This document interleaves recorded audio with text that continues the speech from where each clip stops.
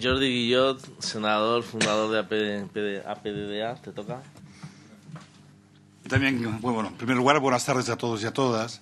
Yo también creo, como Jesús, que es un buen tema para estar hoy en día celebrando el Día Internacional del Medio Ambiente. Yo estoy aquí como miembro de la PDDA y por compartir militancia con Joan Herrera, que fue el impulsor de la proposición no de ley de 2008.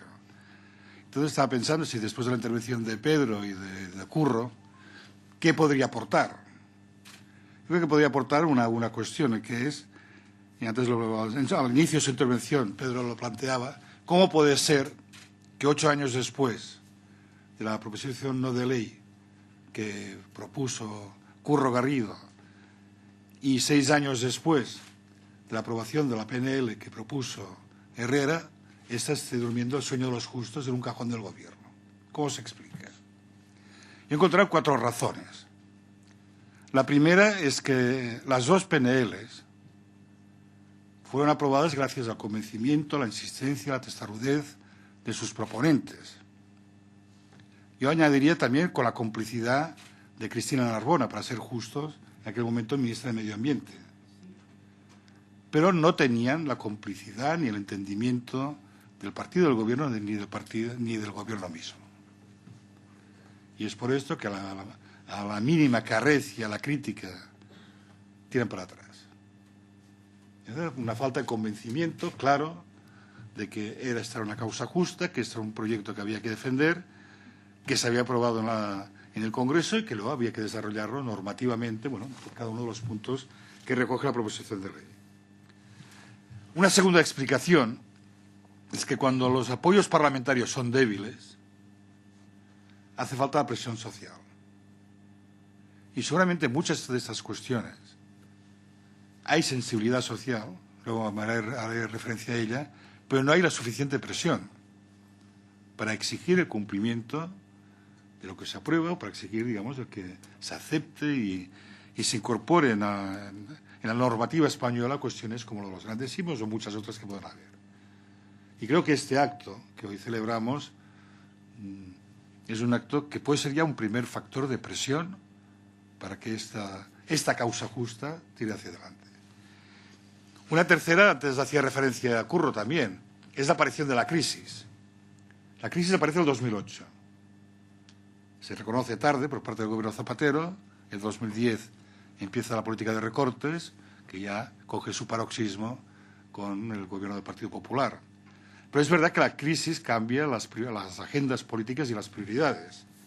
Y la crisis es aprovechada por muchos, especialmente por dirigentes políticos, digamos, para teorizar que en momentos de tanto sufrimiento social, en un país con 6 millones de parados, ¿no?, un momento donde hay tanta situación de pobreza y de miseria, no se puede hablar de grandes simios, no se puede hablar de cooperación internacional, primero los de casa, después los de fuera, es decir, que toda una serie de aspectos que ellos entienden que la opinión pública no va a aceptar, porque se entiende como un lujo solo posible en circunstancias económicas favorables, pues tienen que desaparecer de la agenda política.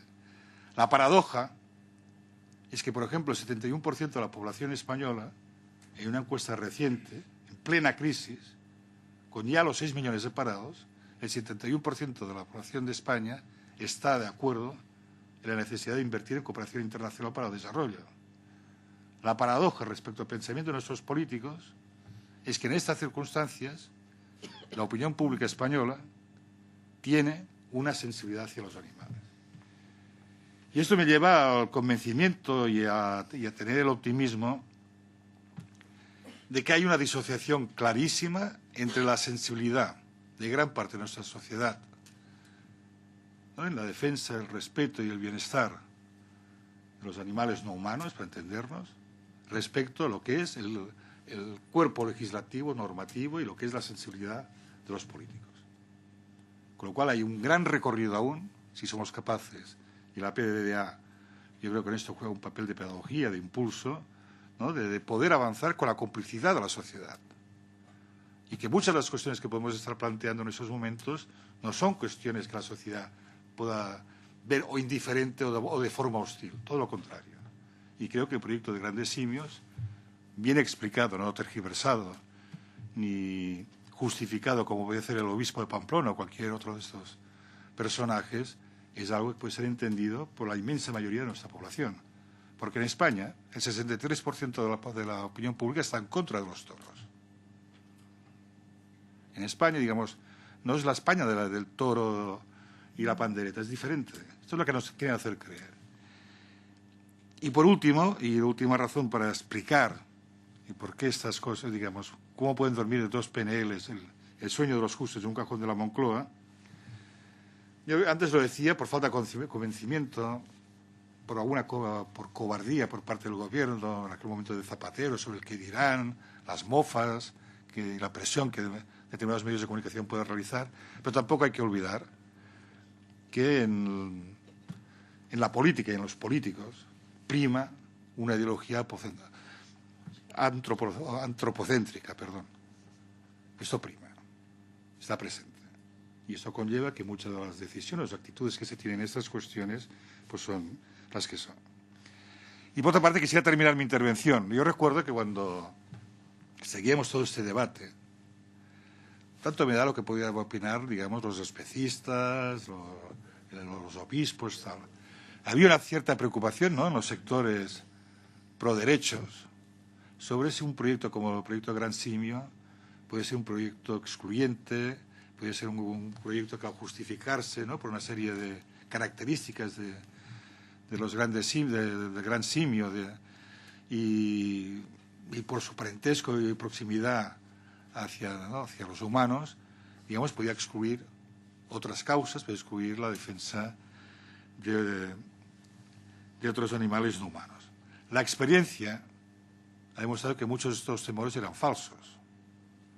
Pedro explica, y podría explicar mucho mejor, que no solo están en el proyecto Gran Simio, sino ya en el proyecto de cetáceos libres, digamos.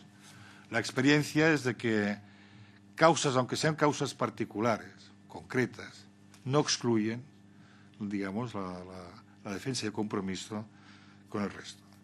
Y es más, yo creo, y con esto sí que ya termino, que hay un párrafo en el manifiesto que luego leerá Jorge Richman, que para mí encaja perfectamente con lo que estoy diciendo, ¿no? Es decir, superar la barrera de la especie, compromiso con el Gran Simio, pero también al final compromiso con todos los seres vivientes sufrientes, que en definitiva es lo que nos lleva a estar hoy aquí, los que nos lleva a algunos parlamentarios a estar en la PDDA, lo que llevó a Curro y a Herrera a presentar estas PNLs y sobre todo lo que lleva a Pedro este compromiso de largo tiempo y que espero que ocupe por mucho largo tiempo. Nada más y muchísimas gracias por vuestra atención.